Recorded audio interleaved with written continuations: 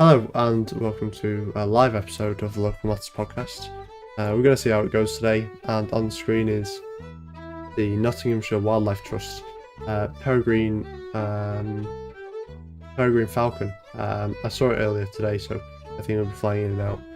But it's just something on in the background because we didn't want to leave it completely empty. Today I'm with Seth, Patrick, and Liam, and we're going to be talking about strategy. It's a very broad topic, and of course, there's different strategies and different political strategies within those. But I think we should start off first and foremost by talking about a few of the books that we've read that primarily shaped our strategic views.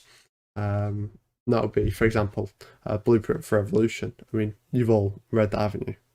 Yeah, I think that's probably the biggest one for me. It was the real sort of first introduction I had to political strategy, and it's really sort of formed my own sort of views around it. It really just sort of break out of that conception you have about politics, especially in the UK, where it is sort of constrained to that party political lens. And through the work of Popovich, you can see quite a lot of other ways to make sort of political change happen. And it really did open my eyes into different strategies we could implement in whatever we were trying to push for.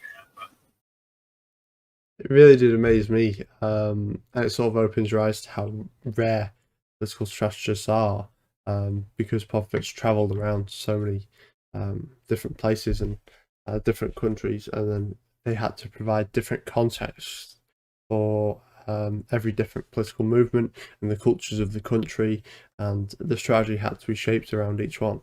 It's pretty crazy when you think of it, the scale of everything he did, and it relies on so few people.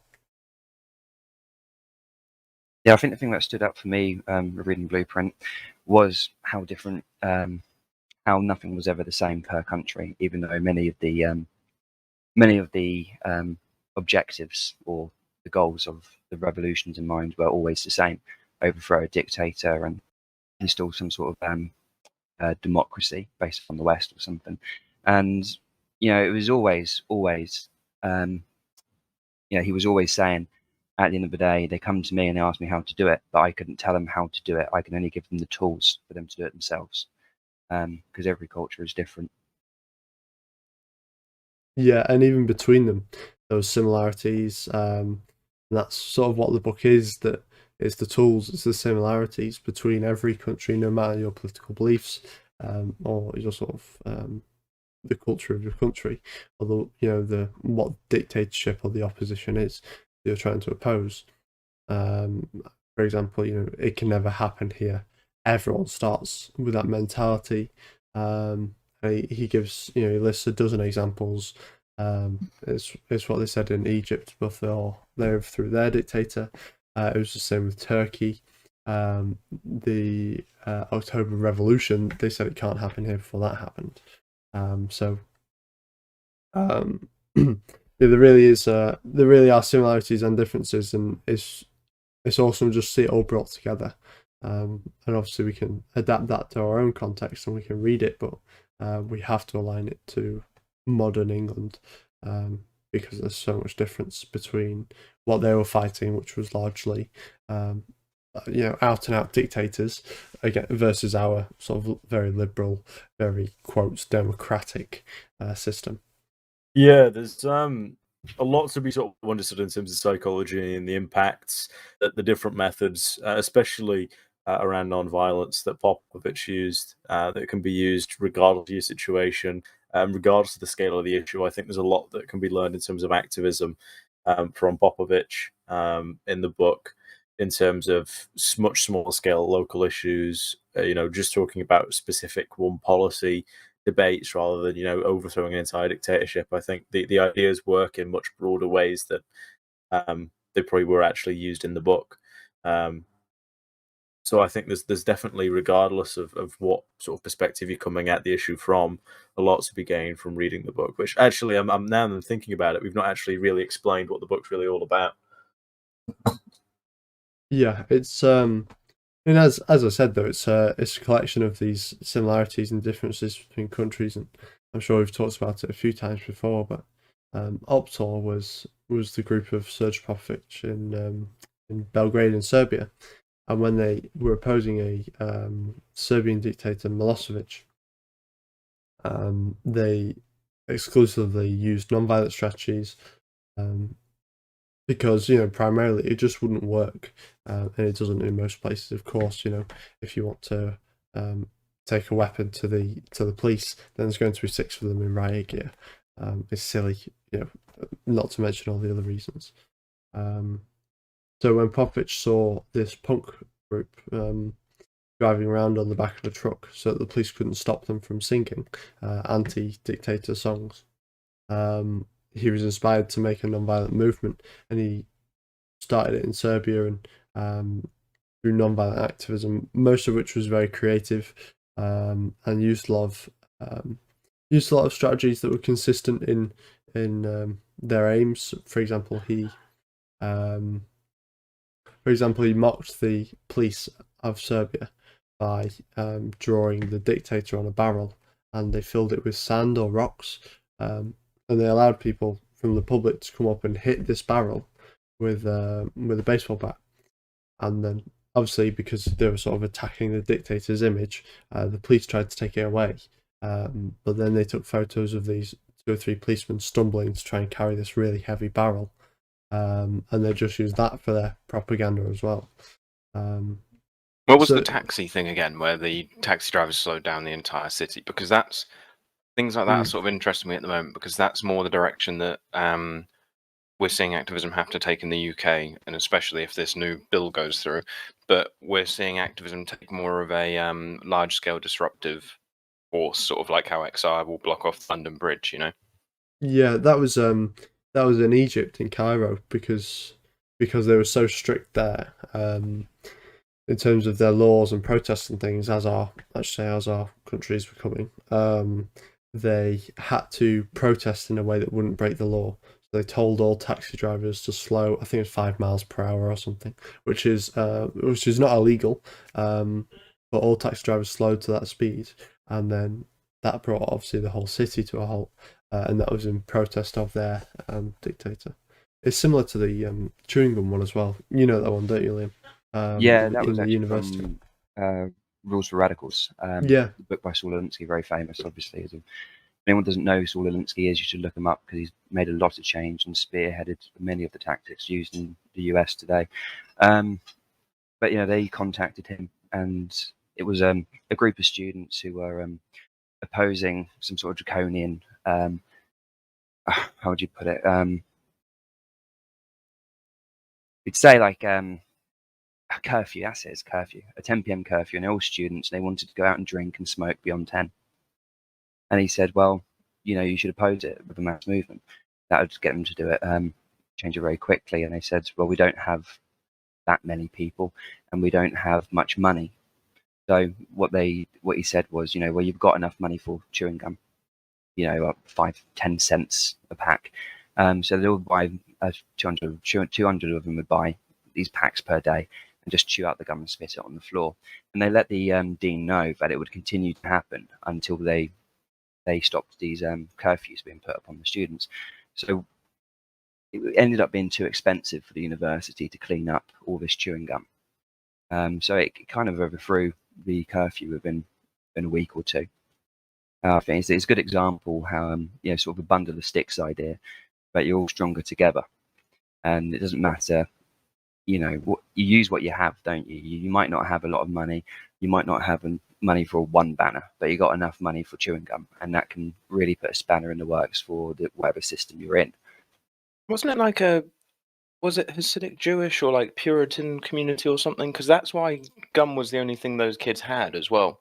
Because the big thing they wanted out of it was to be able to do more, wasn't it? They wanted to be able to have some drinks, and they wanted to be able to do normal student life. They wanted to be able to have parties in people's flats and things like that. That's the reason they did it. That was the push. Yeah, so that's interesting, because of course it's then opposing culture as well. That's that would be then enforcing non-modern values, if you know what I mean, and culturally enforcing it as well.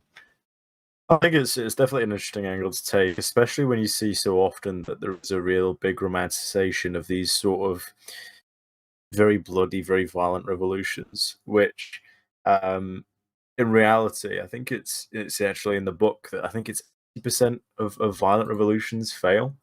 Um, so it's despite the fact that the limelight almost exclusively goes onto things like the Russian Revolution and um, these sort of violent uprisings. In reality, it's these small, non-violent acts of rebellion which actually do lead to a much more active sense of change, even at this small scale of what happens in a university campus, from spitting out chewing gum to, as Popovich did, overthrowing multiple dictators or leading to the overthrow of multiple dictators all across Eastern Europe and the Middle East. So I think there's a stigma around those sort of ideas, in the sense that I think a lot of people think that because they're not violent, because they're not aggressive, because they're not maybe as glamorous all the time, they're not as good.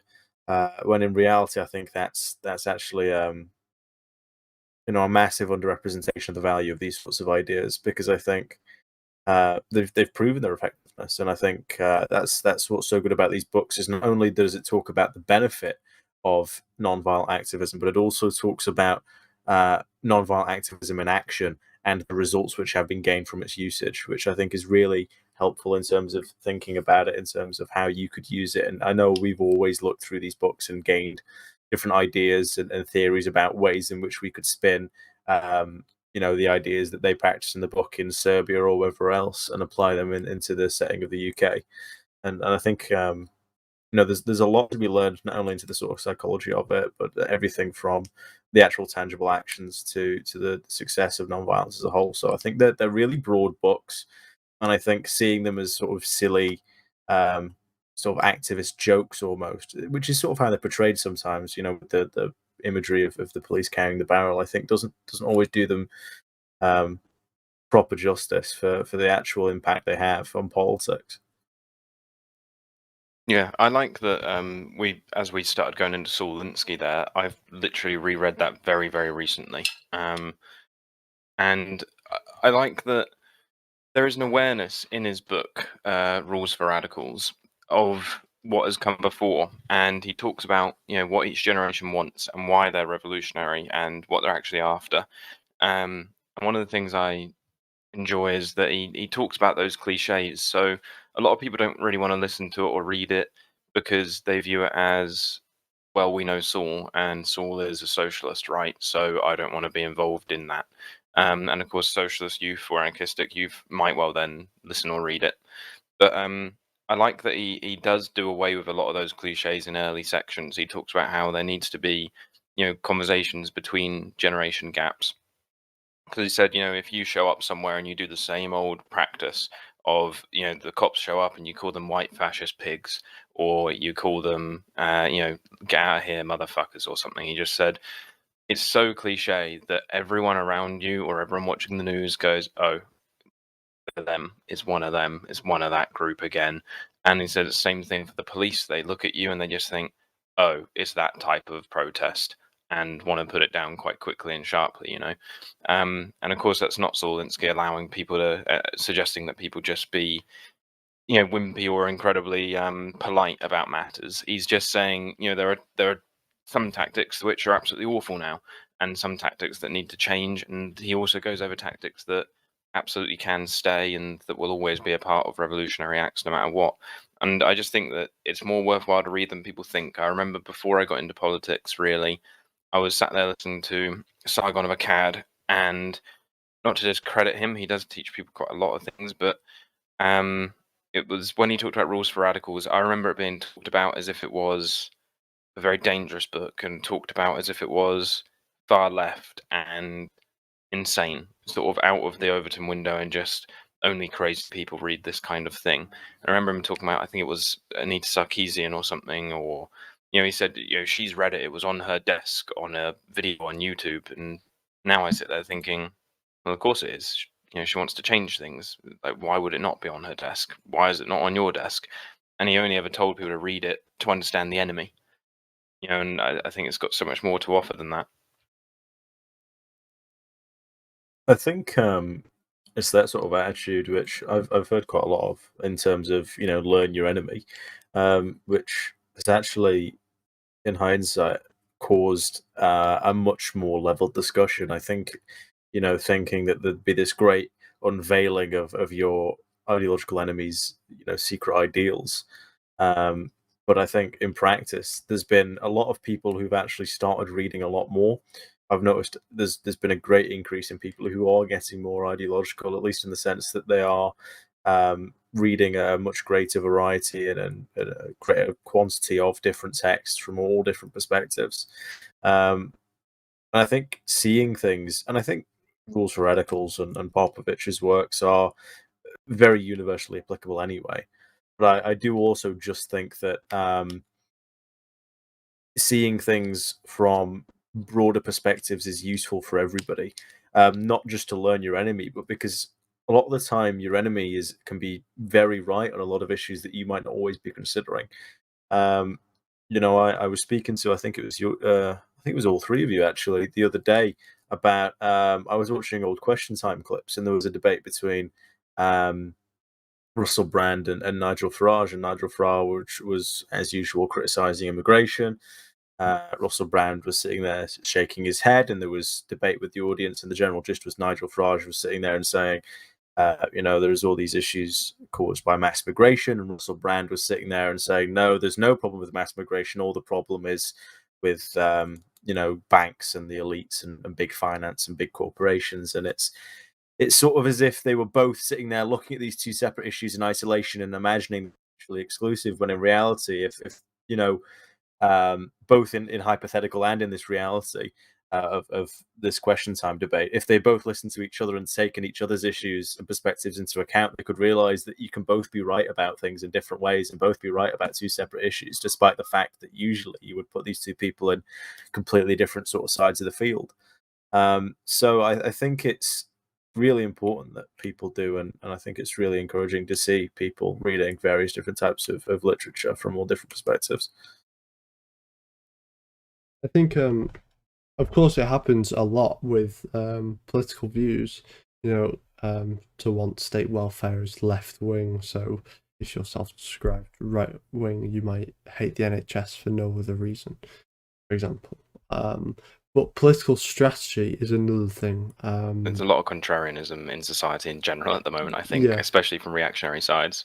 Yeah, but to throw aside strategy seems pretty crazy to me, and I've never felt, I've never looked at Solinsky's work and said, oh, he's not philosophically aligned with me, so I won't read his strategy. It's pretty crazy. I think that if these contrarian people weren't so self-isolated, intentionally avoiding it, then I think their views could be a lot further ahead in the sort of metapolitical path. Well, I think they kind of view a lot of people kind of view it as there's a small enemy sort of force working against them, and the other side think it as well. So it's not just a single group; it's multipolar.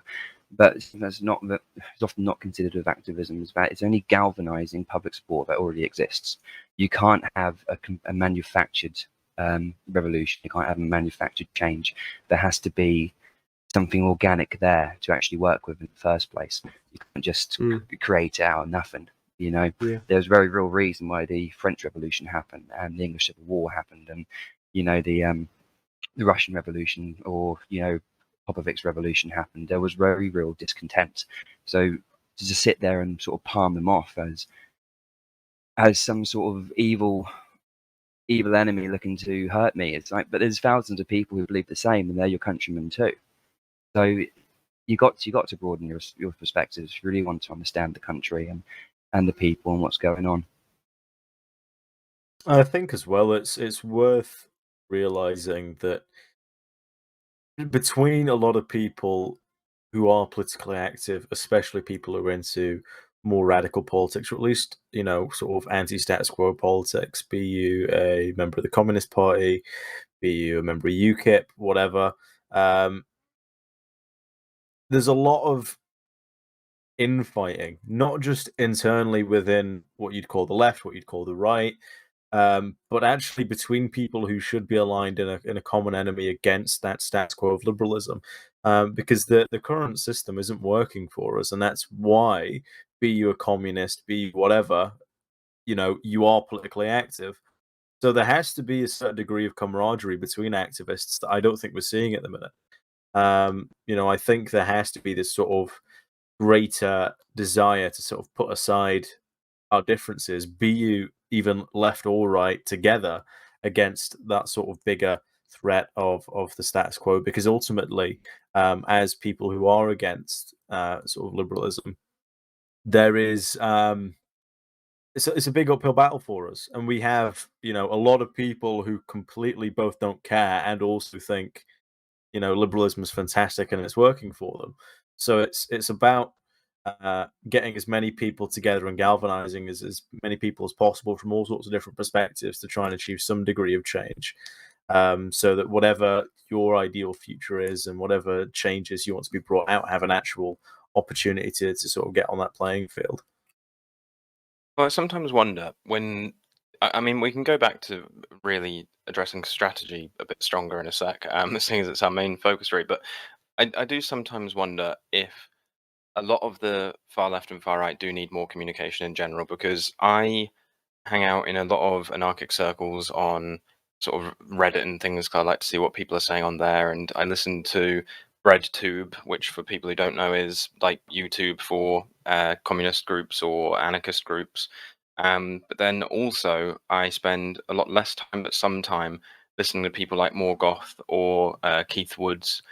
And something I find intriguing is even the third positionists or fascists on the right have a lot in common now with anarchists, because of this tiredness with capitalism and with liberalism. And the fascists sort of started off on their footing on the internet with talking about order and how they want and need order. But a lot of them are no longer actually talking about the classic fascist trope of a single state government, and a strong state, or a single party government. A lot of them are starting to come out with more and more anarchic ideas, because naturally the sort of what's going to stand in opposition to large mass scale uh, states is going to be smaller, more anarchic systems, right? And more removal of government power, and this sort of classical sort of left libertarian lean of the government having as little to do with someone's life as possible. And I just find it intriguing that the longer the fascists seem to have been on the internet, as a loose description of that sort of side, be it from PA to Keith or whatever, they're getting very, very similar arguments to people like non-compete on the left, or Vicky and people like that. And that's what I just find intriguing, is I'm seeing a lot of crossover between BreadTube and fascists, which I think both sides would club me for saying. I am seeing more crossover in their conversation, and I do think now could be the time to have those vast polar different groups communicate more, and I'd almost like to see them debating and discussing matters now. There is that. Go on, sorry. If they did, I think that a lot of their discussion would be, yes, that's not where I'm disagreeing with you. Where's this bit? And it'd get very into specifics. And the sad truth is they wouldn't want to agree with each other, because they, as we said before, a lot of people romanticize activism or political involvement in general. So they wouldn't want to, side with a communist or whatever it may be.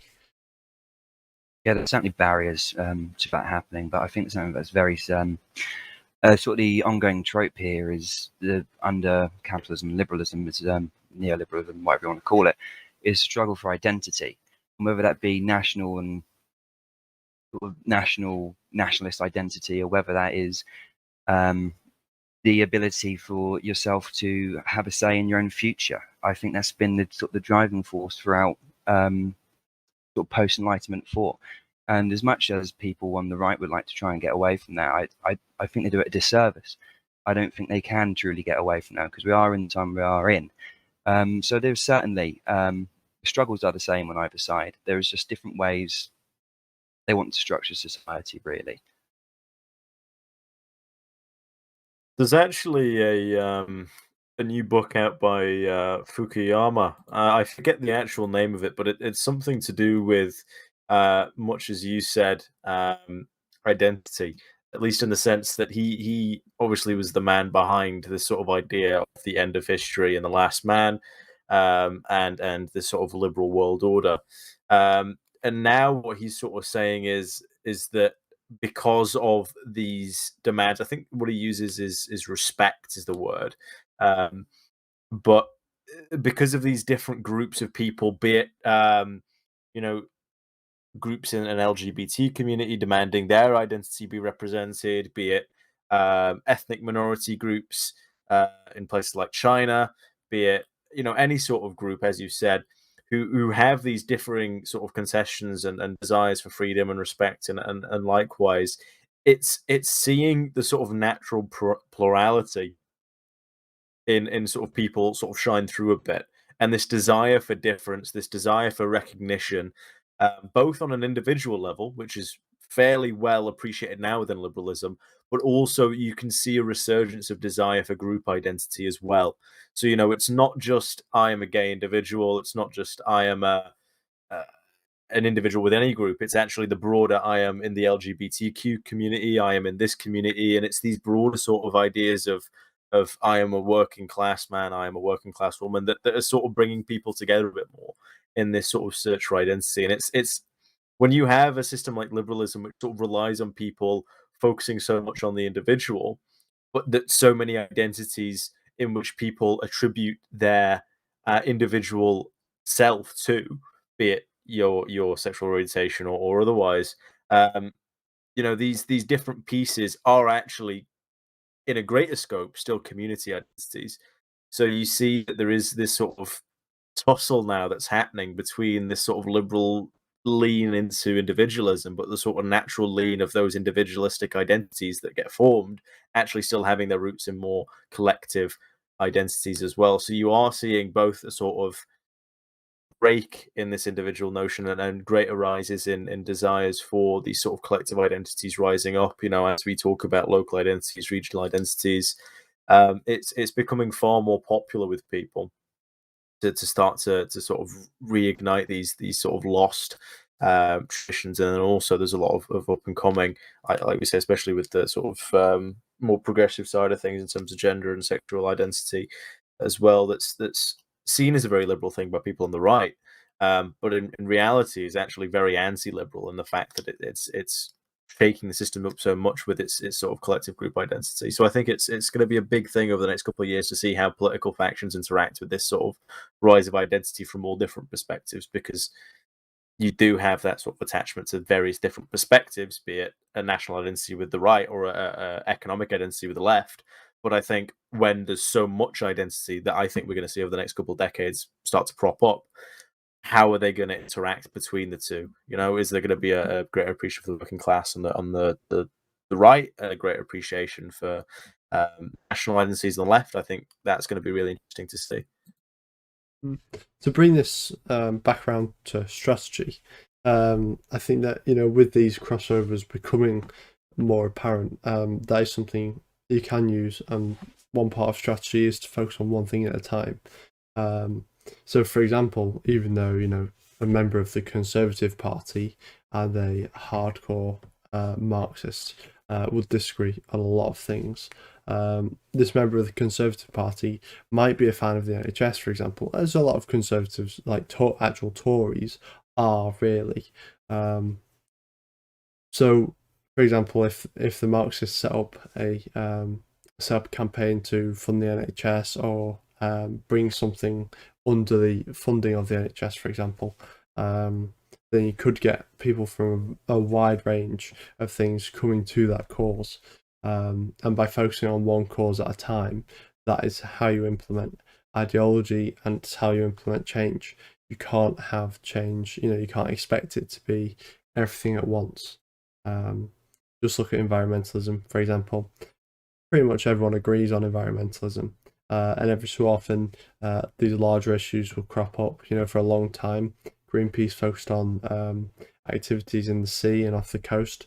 More recently, obviously, we've seen HS2 and XR, and so many people who are politically aware, politically active, politically involved, are anti-HS2. There aren't many people who are pro-HS2, and I think that they're doing a lot, despite maybe sometimes being labelled as hippies or eco warriors or tree huggers, whatever. They're doing a lot to prevent this railway, and that is an important part of strategy, is focusing on one thing at a time. Yeah, and I think it certainly allows more connectivity between people as well, because I think things like HS2 become one of the clearest signs as well when it benefits so few, and that a lot of people in power have shares in the various companies that are working on HS2. And the more you look into it, the more corrupt that becomes. I think there becomes a serious connection between each class of people, I think between each race of people, and I think between each sexual identity of people, because it does just unite on, well, hang on a sec, there is something we all have in common here, and it is that this is not for us. This is clearly for a smaller class of people that none of us are. I think something that XR is showing. I mean, XR get a lot of hate from your sort of standard kind of don't put your head above the parapet kind of the kind of base of the populace. Like for instance, people like my dad are very much that way. Hate people like that, but they've done so well. An English, a UK movement to have that much energy over so long. It's a global movement, to be fair, but within the UK anyway, to have that much energy for so long, for so many people, is not something you see often, and it has caused the state to react. I mean, you look at this bill they're trying to push; it's literally designed to stop people and mass movements like HR bringing London to a standstill, which they're very successful at doing. So I think there's a lot to learn there. No, I think it does go off to understate just how successful XR is, considering, if you think about the UK version of the Gilets Jaunes that I know a few right-wing groups tried to sort of push.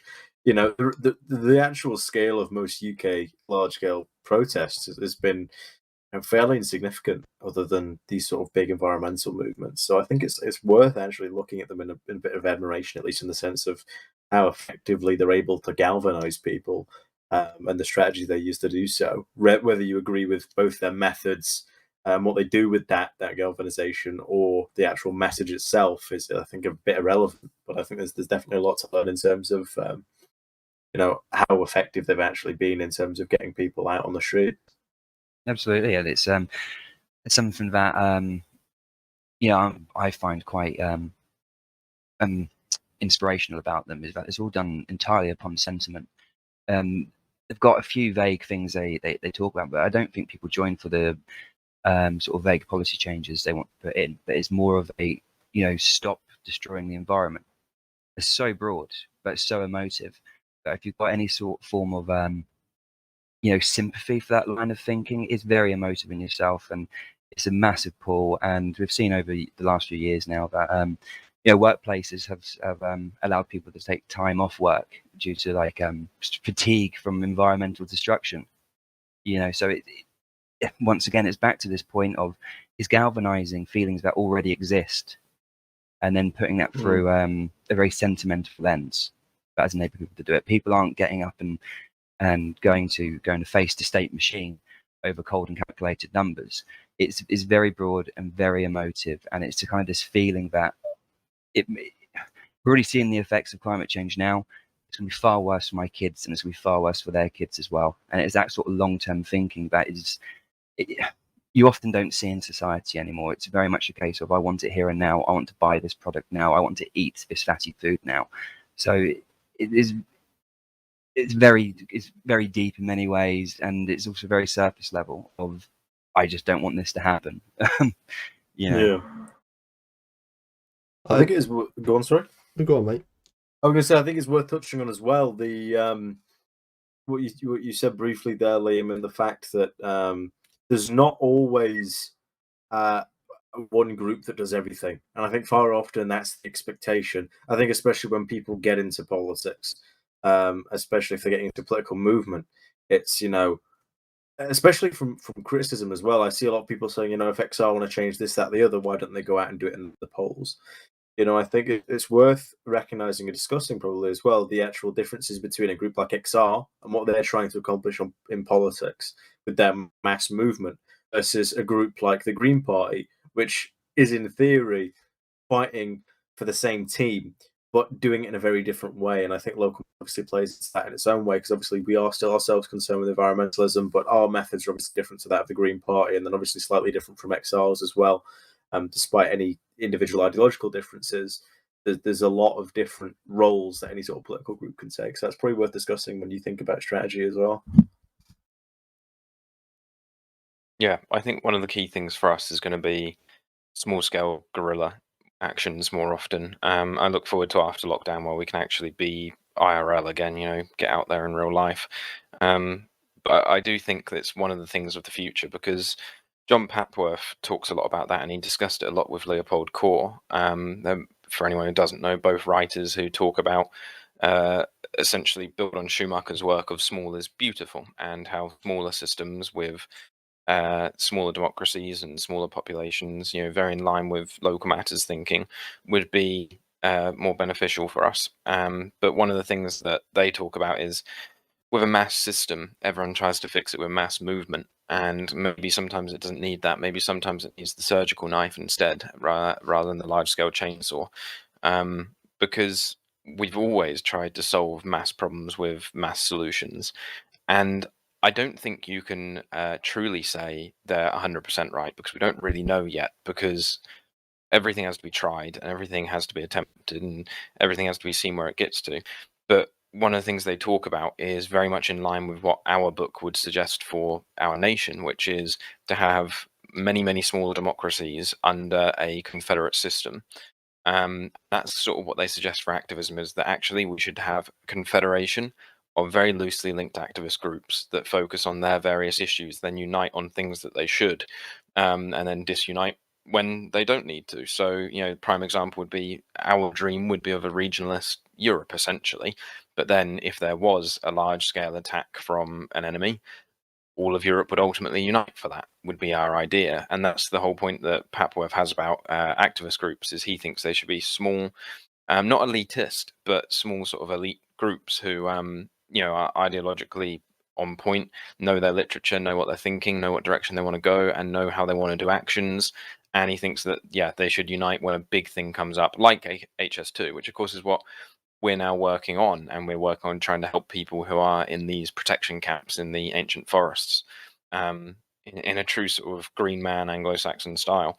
But yeah, I do think a lot of the future is going to be in that. It's going to be in these smaller guerrilla movements working together. I Yeah, agree. for sure. Oh my God, Patrick, we need to No, stop that's all speaking I, at the that's same all I had time. to say. Oh, okay. Yeah, decentralization is really important. And I looked over our strategy section from the book recently, and we said, we specifically said a decentralized social media presence, and that is essential as well, in terms of not only censorship and things, but everyone has a different way of presenting things. You might have a Twitter page which posts really nice graphics all the time with localist themes, or you might have a guy who believes in localist principles and he makes YouTube videos. They'll all attract different audiences, but all for the same purpose ultimately, and all along the same political lines. And I mean, look at the communists now. I think there's probably about 15 to 20 minor parties in the UK with communist in their title. Not to mention the amount of communist stalls you'll walk past, in cities, and you can really admire it that people believe in it so much to go out of their way, just like we do, to spend time on trying to speak to strangers about it. And that is where I won't speak for you guys, but I personally, and probably you guys, want localism to be, where there are just people who will get off, go off their own back to create something localist. And actually, I have already seen one or two localist sort of things pop up. I know that at least one of them is directly attributed to our book. He said that it changed his views, it inspired him, and he started, I think it's like a blog now. So again, it's very small in the grand scheme of things, but it really does matter. It all does. Yeah, yeah, because it's funny because you talk about decentralized social media. It's not something that, yeah, it's not something we can do because that's the very nature of decentralized. We don't really want to run our own side things, you know. Mm. And I agree that it's been nice seeing there's a localism subreddit that pre-existed us. That's nice. And then there is since us a English localist subreddit. And yeah, I think I know what you're on about with like there's a guy in there who posts like a newsletter he does and things, and it's short, sweet, and it's little bits that he thinks, and it's a different brand of localism actually to what we would argue as localist at times. But there's always a little mention of us and what we've been up to, because I think for the writer of that, we're the main localist group he's aware of. But yeah, I know what you mean. It's absolutely wonderful to see that, and I can't wait to see more of that grow in the future because we certainly always are willing to communicate with those groups because we communicate with other subreddits and things like that through the people we know who run the English subreddit. So yeah, it's nice to see that growth occur because then we only pop into that once in a blue moon and post a local matters poster or something, But it's brilliant whenever I look through it and I see that there's been like 20 posts since then, various people. It's great. And there's a lot of people from different perspectives as well, which engage with the ideas and they're on the sort of periphery. And it's nice to see that it's been a space where there's been a lot of discussion around the ideas of localism and how it can be applied to people from different perspectives. If you are someone on the more traditional right or left, or you don't believe in the dichotomy, but you're X, Y, or Z, there's a lot of different people there who have different opinions, but all of them probably have something which they can sort of say, actually, yeah, this book's quite decent. I agree with this point, even if it's not everything. And it's been a really good community where, despite a lot of people having these sort of minute differences, there's been a lot of camaraderie in there. And I think more spaces like that and more cooperation between different peoples around different ideas is really really essential going forward. Yeah, it is great. I've seen people in there convince other people that we need direct democracy. I've seen people in there convince other people that they need to change to a vegan diet. I've seen other people talk about why they don't want to, and it's like I do find that interesting seeing the sheer amount people are influencing each other in there and growing different forms of what localism means to them. And yes, you do need something strong to underpin it. And often you do find that after lengthy discussions, people in there often come to the same conclusions as one another. But it's great to see that organically occur. And I think that, in the age of big tech, as bad as it is, I think that some of the platforms they've made can be great for getting people to really discuss things cross spectrum. You said an important word there as well, Patrick. You called it a community, and that is vital. I mean, the entire hippie movement against the war in Vietnam, among other things, existed. Or that was a decentralized community counterculture, which included groups like Abby Hoffman's Yippies, as well as student groups, and the film the Chicago 7 on Netflix is a really good display of that. But yeah, exactly. Community is what's needed, because counterculture is a brilliant vehicle for political change, similar to the mods and rockers, but it has to be explicitly political in order to affect change. What's that great? Because also it's about talking to your audience within their experience, right? And what's that great thing that Abby Hoffman says in there? Because he organized like a paganistic prayer ritual outside the Pentagon or something, right, to protest Vietnam. He has a great line in there. I can't remember what it is, where one of the other guys who has a far more is now a senator, but has a far more clinical, like you do it by the books and you go into the political system and you make change that way. He sort of critiques like, what the hell is your group? Going around making these ridiculous jokes and vulgar humor on your comedy stage, and then you go and pray at the Pentagon. What the hell is that? And he argues, doesn't he? He's like, well, our group doesn't have money, mate. Of course this is what we have to do. Of course we're going to pray at the Pentagon to get attention, and people see us as these crazy people, but it raised awareness of the issue. And he said, do you think I didn't know that? And it's like, it's very intriguing, isn't it, to see meta-politically what people will do to get attention on an issue. And it's funny because people critique groups on what they see, and if you look at something like Breitbart, it's very reactionary to again XR. It's like XR have done X, and everyone is in the comments, complaining about it. But it has raised awareness of that issue instantly, and they don't even take into account that a lot of the people running that issue might not even think that is the best course of action to do, but they know it was the one that was going to get people's attention. Yeah, it's interesting that you bring up Abby Hoffman is someone I admire a lot, actually. Looking back on it, he's probably one of my favourite activists. And the thing you're talking about, Seth, is actually when they tried to levitate the Pentagon, which is quite famous in Yeah, that's it. in political pop culture. And people think it's mental. They really do, and they think he's mental as well. But before the yippies came to exist, he didn't dress like a hippie, but he was going out and trying to galvanize teenagers, and he realized it wasn't working. So he grew his hair out and he stopped washing. He needed to be like them. And so he was a very, very astute man. And then, of course, something going back to what Saul Alinsky said is, if your audience and the people, are more in 70s style, squares, wear suits and ties and, are freshly shaved, but then you cut your hair and shape your face, and the hippies then, of course, ended up changing a lot of things once they left the movement and went into politics themselves, like Tom Hayden, for example. As I know you mentioned before, as kind of that guy who criticised his ideas, but it enabled him to go into Parliament himself, and then he wrote his own manifesto. I can't remember what that's called now, but it's very, very influential. And these people have been the shakers of American politics now. It's the drummer of Nirvana. He was another example like that, and he sort of straightened up and flew right and became a senator as well. So I think there's certainly a trope there where that seems to eventually occur with a lot of people and start making that change from the inside of the system.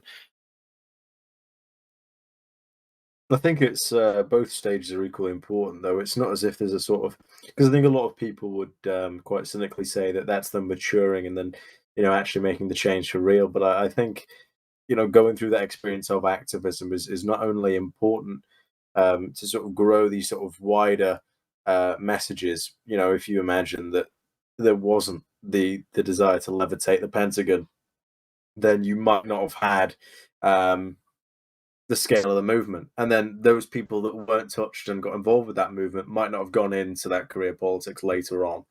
So it all does sort of play into the greater strategy of achieving change in the long term, and there's not always an overnight shift. And I mean, you had a lot of environmentalist elements in those sort of movements, and if you look at the US today, there's not much of that in US politics. So it doesn't always pass through 100%, but there certainly has been some changes in better directions. And it certainly has had an impact on American culture for sure. So, it's worth assessing all these different methods and seeing their merits, their flaws, and also just how they've ended up, because we have enough case studies now to sort of see the direction that these things often go. And I think you can also learn a lot from looking at the history of these movements, both from books like Popovich's, but also from studying films like the Chicago Five and also for sort of the different media and stories around the past 100 years in terms of political movements and activism. So I think studying different techniques and experiences is massively important for anyone who wants to get political, regardless of your perception of the actual activists themselves. Yeah, Saul's got some important tips in there as well, some very important ones like small victories, which is something that, especially as a small movement and a localist movement, we try to focus on because we only number around 30. There's not loads we can do in terms of mass action at the moment. And as we've said, we're not sure if we ever even want to be a mass action movement unless we're involved with others in a Confederate type system. But one of the things that he talks about, which I absolutely adore, is small victories. And he went into this one black community, and I can't remember the ins and outs, but essentially they originally had problems with a family planning type organization, and the church there had issue with it, and they all had. So they eventually worked with the church to push this out. They then ended up with a lot of single parents and a lot of fathers running away, a lot of children left, and a lot of poverty because there wasn't incomes coming into the houses, and they were struggling for welfare and all sorts. And actually, when Saul went in as an organizer, he knew from the minute he got there that the fix was getting this back. And the people were saying that. They said, we need some sort of family planning thing. We need contraception, and we need help and counseling with relationships and stuff. And he actually knew the solution was right in front of them. He's like, you only have to actually request that back, and the government has to give it to you.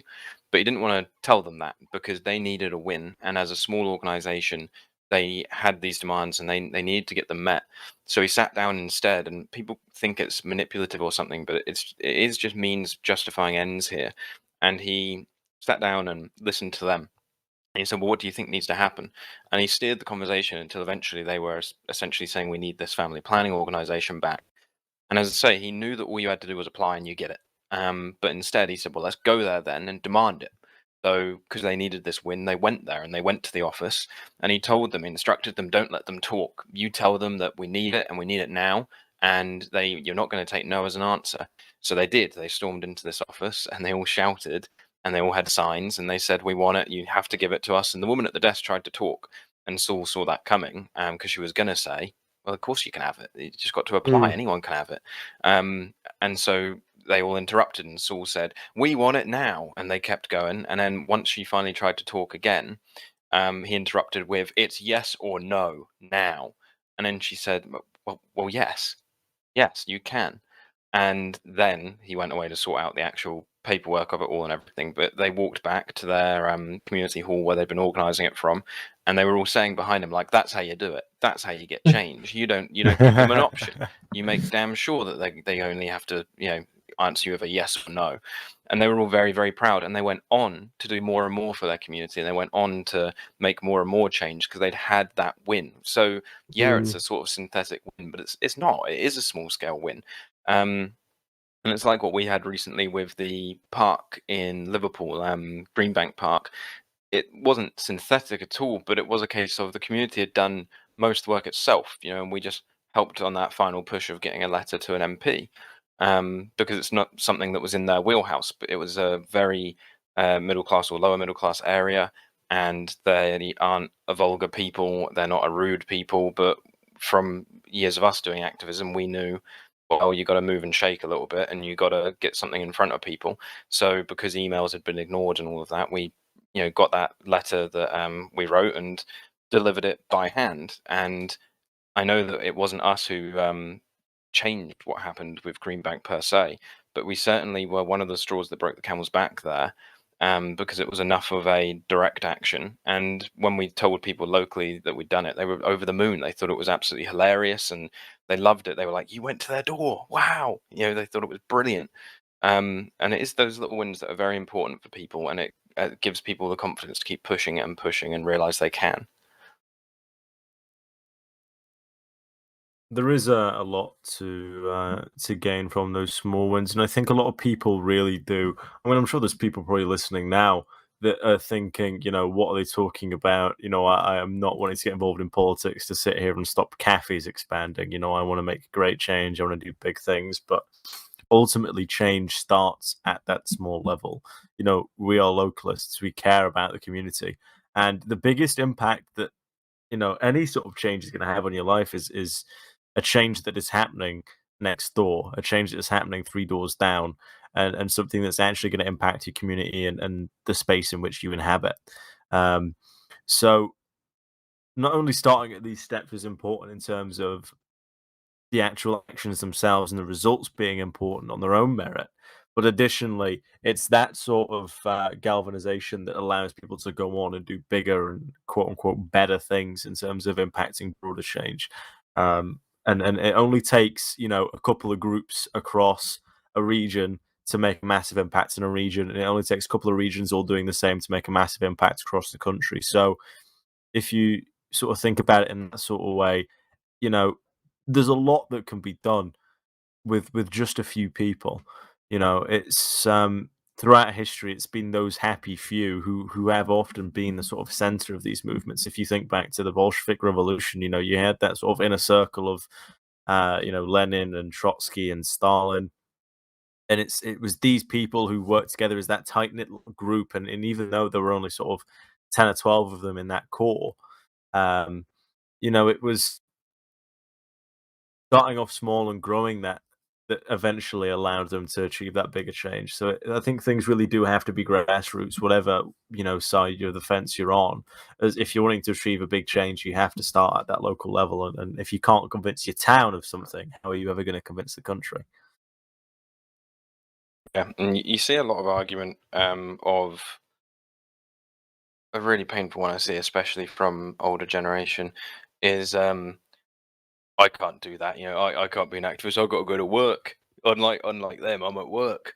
Yeah, they have jobs too, and that's something I find really painful about a lot of the right or sort of centre right of liberalism.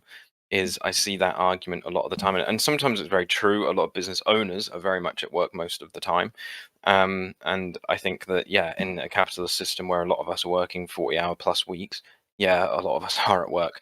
But I will say one thing they don't understand when they complain about that, and they think the left are a bunch of layabouts. They're not, because my friends who are leftists, they go to all these protests and they just take the day off from work. They do book it as holiday, and someone very close to me, for instance, does quite a lot of protests, and they are always sort of leftist trope protests, like when Trump came to the UK, protested the arrival of a US president, that kind of thing. And as I say, they do take that time out. They do actually get active and make that change, and they do go out en masse. And they ignore the fact that, yes, they do have jobs, but they do just take holiday. And I think that's an argument I see a lot of the time is, I need to work, I'm too busy. And it's like, so are they. You'd be surprised. And I think as well, in small groups, a lot of people completely overestimate or underestimate the amount of work that actually goes into running things. I mean, Local Matters isn't a massive organization by any means, but by God, is there actually a lot of graft in keeping things up and running and keeping these graphics you see out. And we're not a massive company. We don't have funding from anybody other than sort of the handful of people who support us on Patreon and book sales and things like that. So everything we do, every graphic is made by hand out of a very small team of graphic designers who do things out of their own free time, really. Free time. None of us are paid, so it is sort of, as much as it is, not the 9 to 5, and as much as it is difficult for a lot of us, it's if you're passionate about something, you'll do it. And it's building up that confidence in people to take that step and to say, listen, this situation's bad enough that I want to step up and actually sacrifice my sort of freedom and my ability to sit down and watch telly all evening to try and make this difference, not just take a day off work sometimes. It can be a full-time thing for some people. Yeah, Popovich said there will always be 1,000 reasons why not to do something. And he's right, because it was his job to travel around to different countries and educate different groups on how to deal with their problem, whatever that might be. And of course, each one said, but it's not the same because we have this, or, we don't have money, or, but there's only a few of us, or whatever it is. People will always make a million reasons, and people need to be self-motivated, and activists need to be not just self-motivated, but self-fueled with initiative as well. They need to know what they're talking about. They need to be confident in what they're talking about, because there's a lot of obstacles, and if you can't overcome them yourself, you can't always rely on people around you to sort of drag you through them. So it is taxing, but yes, the central point and the overall point of all this is wow, that's where your mind goes blank, isn't it? But you are at that graph though. The sort of fraternity of any group helps massively. Like, we are on online chat most nights while we're doing graphics after work, and it just so happens that because we're small, if we were a lot bigger, you could be divvying out a lot more of those tasks to multiple people and taking a lot of that pressure off of a smaller group. But at the same time, we do have fun, and that's one of the key things of activism, is it is fun. If it's not fun, you're not doing it right. But it should be fun, and we've had a very tight-knit friendship group really through it, and anyone who joins really tends to end up in that. And we tend to chat through the night while we're working on graphics, and another guy's working on like a spreadsheet for various holidays we want to celebrate on our social medias, be it East Anglia Day or be it a like cheese rolling downhill day or something. A lot goes into making sure we've got spreadsheets for all of that so that we can remember it each time. And then likewise, as you say, actual graphics, then a few of us are reading all the time and finding quotes for graphics that we think are particularly prevalent that can get people into ideas in a quite succinct way. But yeah, it is fun because it is all together. And then the actual actions themselves, that's one of the funnest things about activism in general, which, lockdown's been a real shame because we haven't really been able to do any. But things like the Primark banner was a lot of fun, and going out and about and doing flyers and that for local businesses, a lot of fun, and you get talking to a lot of people locally. And then we went to like a local cafe afterwards and, had tea and cake together. And normally it's, going to the pub afterwards or something as well. There's a lot of social element there, and then it comes to the camps that we have together and things like that as well. It can't be understated as the actual social element of it. I think movements and politics in general is inherently social. As much as the ideas are prevalent and important, I mean, you can't just survive on ideas alone. You need your bread and butter, and I think that is the connections you make between people. It's antisocial people that are the only ones who ever ruin movements. I saw a discussion recently on a anarchist page, and they were discussing why aren't we united? We really struggle to be united on the left on issues. Meanwhile, they were also discussing do the right struggle from that, and people on the right, I see them doing the same thing. They're like, oh, there's so much infighting over here, not like the left. And it's like they seem to both have a lot of infighting. And I often think it's those antisocial members who can really stigmatize or ruin movements. And Local Matters has been really lucky to just have it. It's all been very, very positive all the time, really, and every new member has become a new friend, really. Yeah, it's the politics that makes people sign up, but it's the community that keeps people coming. And I think that there's a lot to be gained from being part of an activist movement, even for your own personal life. I think obviously it shouldn't be used as just a means for social interaction. It's you are there to an extent to do a job and to work, but there is also a lot to be gained from it in terms of those social experiences, the friends you'll make, and also having that actual platform to be around people who are, in many ways, probably know things that you don't, because everybody has their specialties, even between, the lot of us who read quite a bit and know quite a bit. We've all got our own expertise, and we've all read different things and know different things. So there's different people I'll speak to about different questions I might have even now. And as well, it's the fact that you'll have all these different perspectives and people of similar sort of inclinations politically that you can talk about these things with. I mean, a lot of people, when they don't end up having that sort of political community around them in terms of maybe a family that's very interested in politics or many friends that are interested in politics, they'll end up on a place like 4chan or on some sort of Reddit board. And it's oftentimes not very productive to be sitting there online discussing the ideas. Whereas in an activist movement, you're actually not only speaking to people and being in that sort of group setting, but you're also making a difference while doing it, which is I think a lot more beneficial, regardless of what the group actually is about. Before we do round things off, by the way, there is a question in the chat about if we've seen what happened in From, which I think is massively worth touching on, actually, because I think it's one of the most localist things I've ever seen in my life. But in the town of From, for anyone who doesn't know, and I think you guys all know, I think you've all been talking about it before, but they've worked together on writing a book, which is Flat Pack Democracy, and a group of people, only about 12 people or so, actually essentially took over their town council. And they took 17 people, they took all 17 seats from the main parties, and instead for the Independents for From, so the IFF, and their vote shares were 70% support, I think. So the people of From were massively in favour of them as a group. But essentially, they were tired of seeing councillors work for their own interests. They were tired of seeing the parties work for the vast party machine and in the interests of the party machine and the various corporations that support them. And so they got rid of them. They took over the entire thing. They organised between 17 of them. They said, well, there's 17 seats in From. Let's have 17 people run. And they took every single seat for themselves. And now they are running from themselves. Nice. Yeah, absolutely brilliant. So yeah, for the person who asked, we have seen that, and it is absolutely brilliant. Yeah, I've got the book, and I know you guys have as well. I'm yet to even start reading it, to be honest.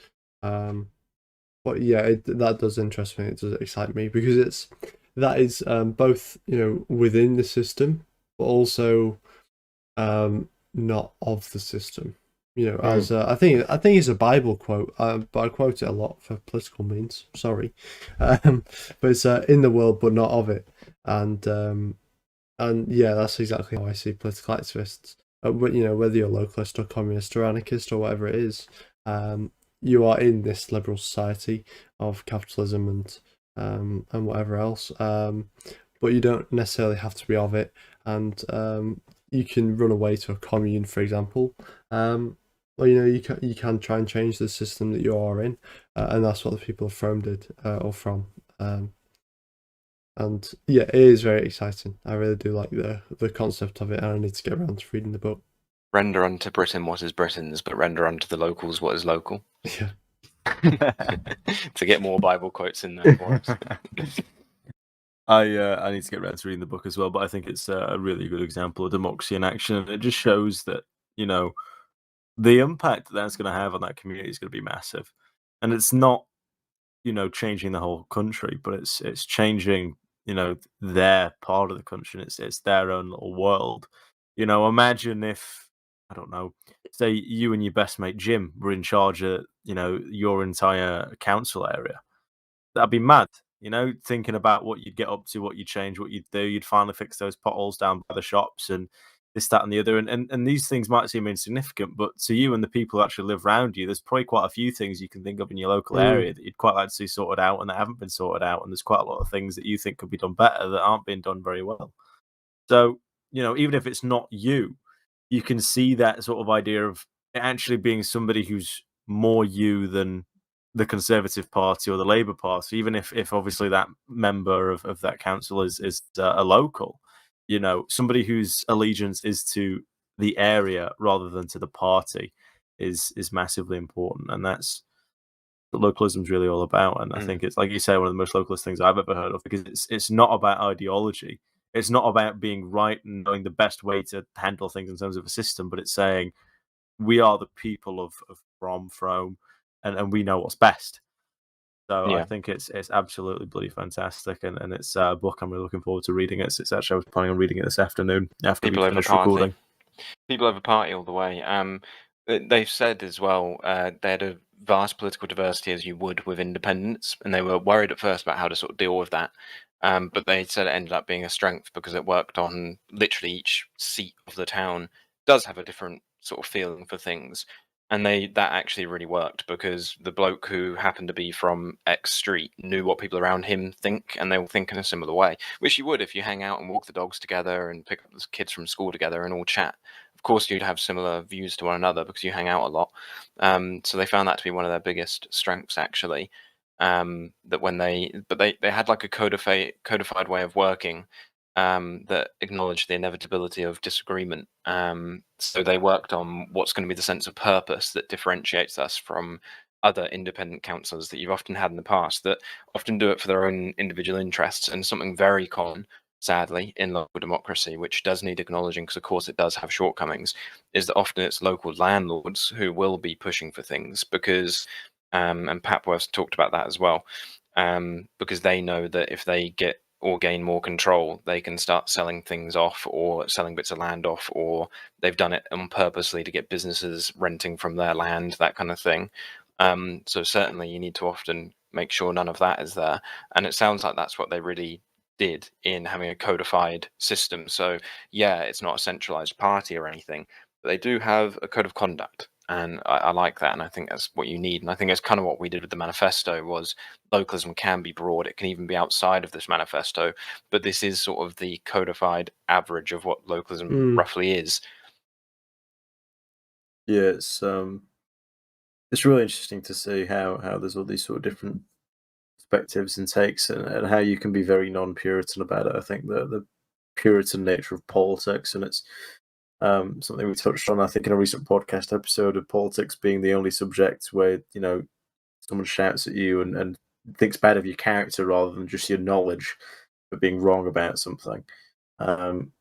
It's very interesting to see how, especially in localist, quote unquote, circles, there is a much greater understanding of difference, because it is more about coming together for the greater good of the community rather than the puritanical element of it. So I think it's really, really rewarding to see, and it's really refreshing as well, as somebody who's been interested in and around political circles for a good couple of years now. It's nice to see people actually getting on and putting their differences aside for a change rather than bickering all the time.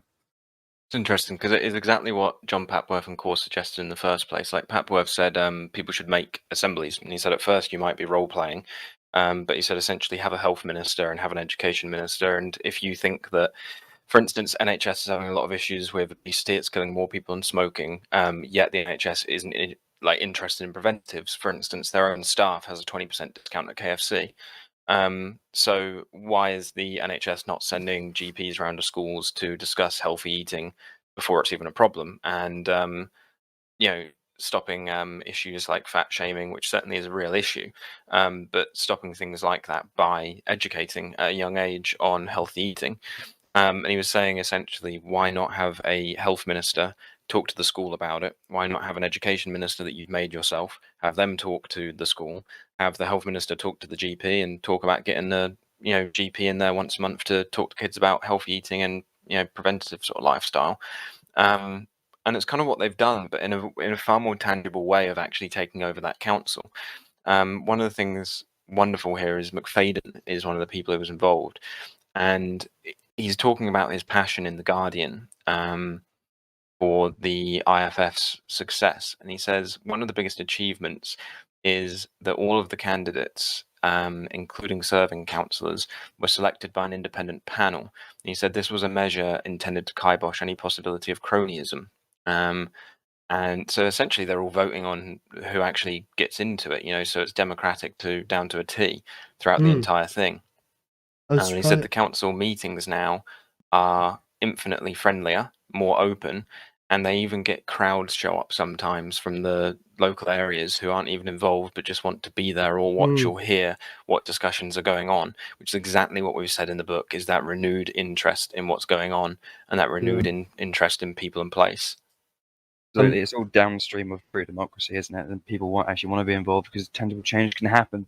And when you've got a true democracy, there's less likely to, the corruption can't exist in the same way or manifest itself in the same way as it does in this system. So it does innately bring people back into the fold. And what I really like about From is it's similar to what we say in the manifesto, like this direct democracy kind of as a means and as the end as well. So it's not just to get to somewhere you like. That is the purpose. That should be the goal, is just to have the community realize its own future. Yeah. I'm surprised that they could they had 70% of the vote share. That's some crazy campaigning. If you think about the sort of budget as well. Yeah, I'll definitely. I hope they sort of talk about that in the book, because that is really amazing, really. Yeah, I think this is a good sort of point to end on. Really, I think it's definitely a nice high to think about, and hopefully we can talk about the book in an upcoming podcast episode if we've all read it by then. Which, fingers crossed, if we're not too lazy about it, we all will. Yeah, absolutely. I think so. I think, yeah, that's a real high to end on. It really is, because that is everything we talk about in practice, really. Okay, good. Well, if that's everything, then we'll end it here.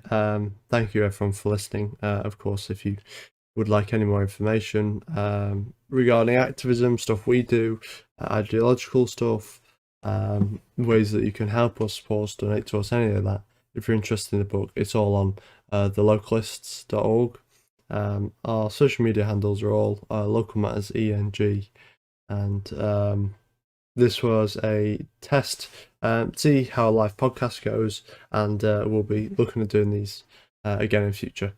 So thank you everyone for listening, and we'll see you next time. Bye. Bye. All right, ta-ra. Bye-bye.